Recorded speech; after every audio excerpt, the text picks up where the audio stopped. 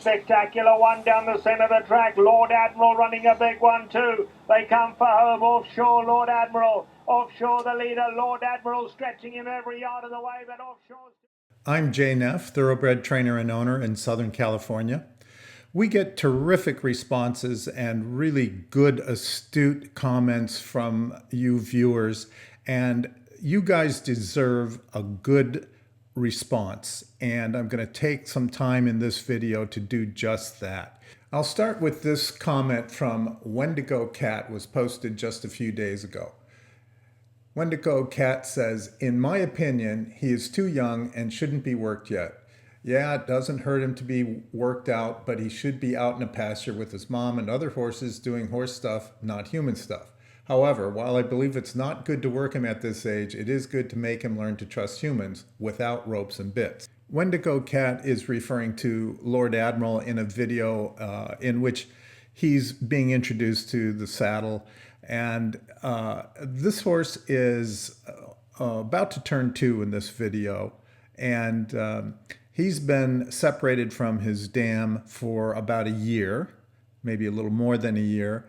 So he is ready to move on in his career. Now, these are domestic horses. There are no wild horses left on this earth.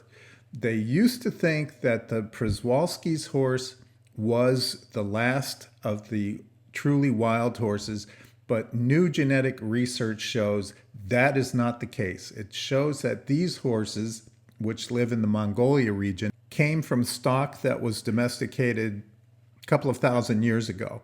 So there is no surviving species of wild horse left. So all of the horses that you see today are domestic horses. They would not exist without the help of humans.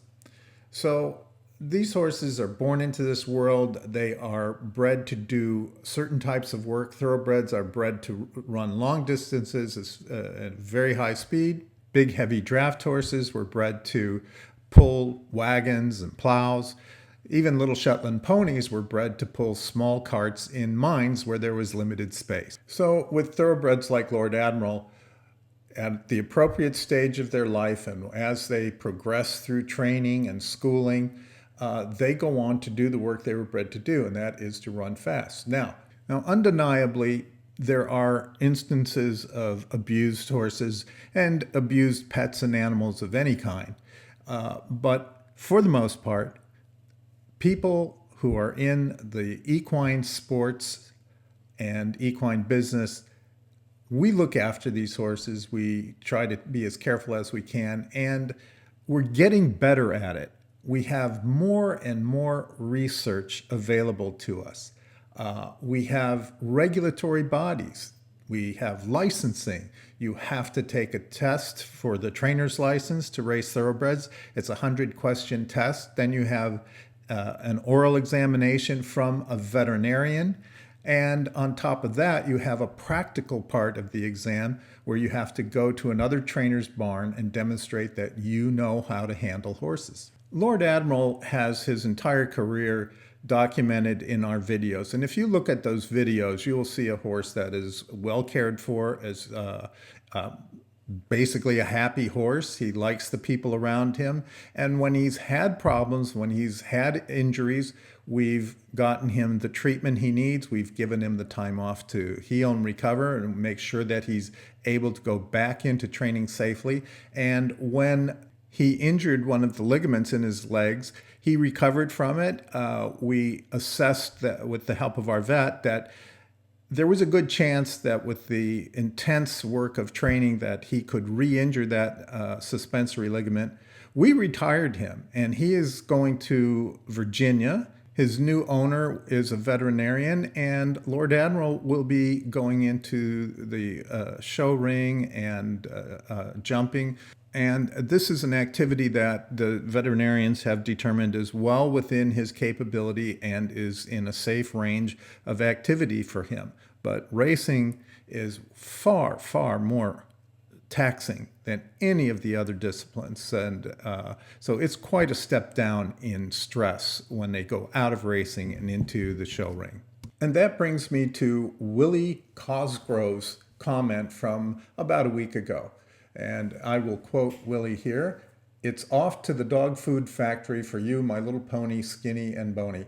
Not making money, it's the bullet for you, like the thousands of slow racehorses every day." Well, this is simply not true. This is Lord Admiral at our friend CJ's facility in California, and she is doing some preliminary work with him as we worked out where he was going to go once he was adopted. And you can see he's well cared for here. He's nowhere near a dog food plant. And we will be posting some videos as he progresses in his training in his new career.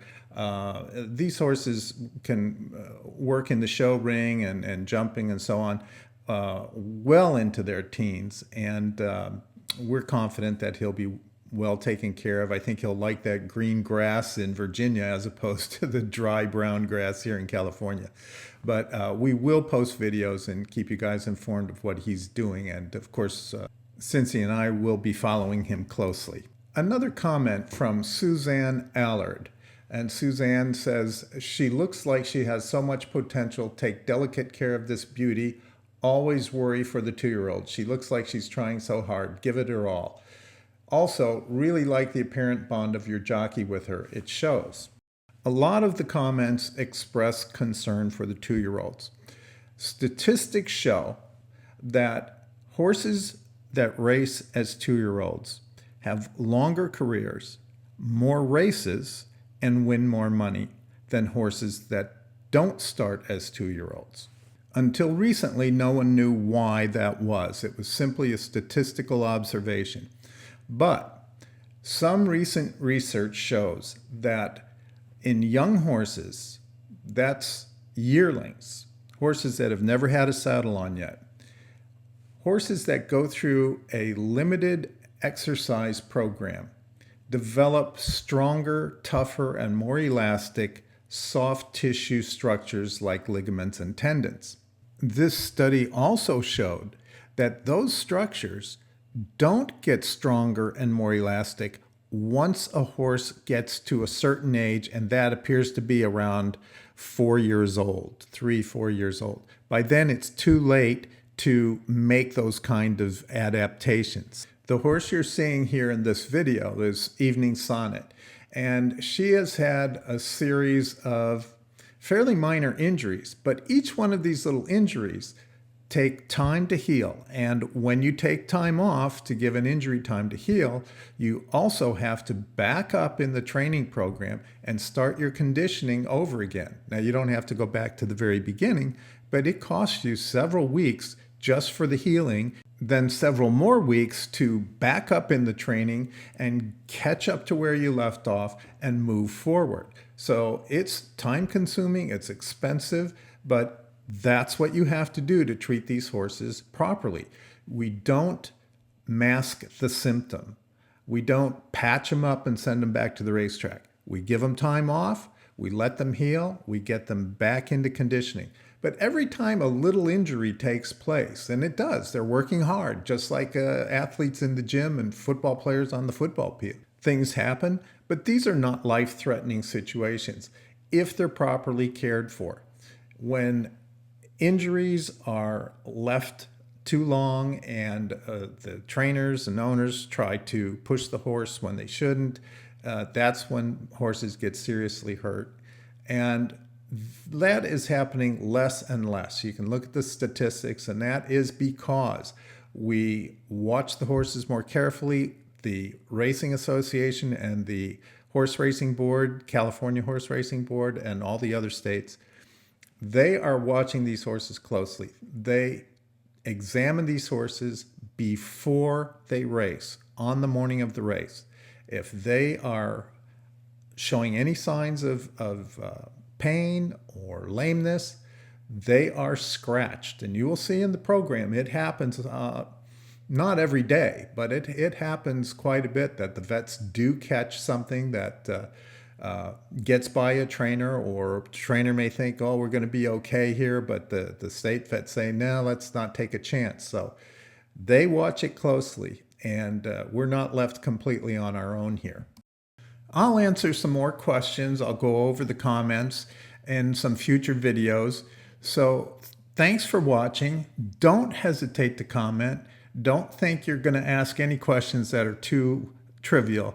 I'd be happy to answer all of your questions.